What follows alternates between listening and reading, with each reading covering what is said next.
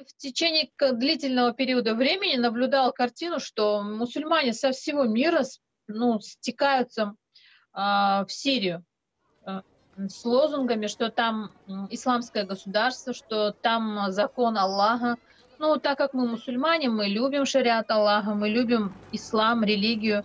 Естественно, нам хотелось этого, нам нравилось все это, и границы были совершенно открыты, проблем никаких не было. Шла в интернете реклама так называемого государства исламского.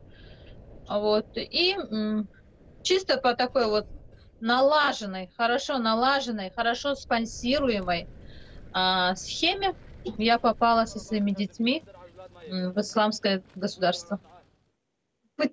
Мы хотели увидеть то, что нам рассказывали об этом государстве. Мы пытались не обращать внимания на те минусы, недостатки, на то расхождение категоричное с исламом. Допустим, отношение к пленным, да.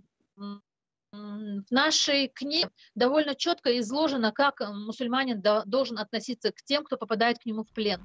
Он должен его кормить тем, что ест сам. Он должен спать там, где спит он сам, допустим, да, на том же самом месте, да, не в подвале, не где-то, не как-то. Там была полная противоположность, полная.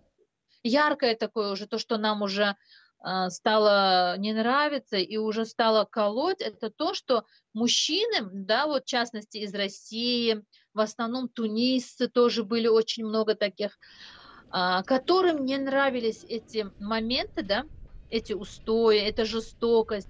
И когда они начинали говорить что-либо против исламского государства, то исламское государство, но это все в кавычках, я просто не хочу постоянно об этом говорить, но мне и неприятно называть его исламским. Вот. Оно просто-напросто, человек пропадал, и они его казнили.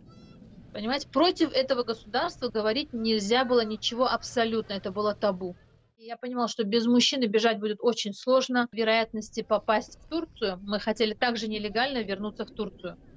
Вероятность была побольше, поэтому я вышла с намерением, чтобы оттуда бежать замуж. Нас привезли к курдам, естественно, мы ждали каждый день, что они нас проверят и отправят дальше в Турцию. Но этого не происходило, в итоге мужа они забрали в тюрьму, меня в лагерь. В лагере я пробыла 4 месяца, курды просто меня сфотографировали, взяли отпечатки пальцев и сказали, что я еду домой в Россию.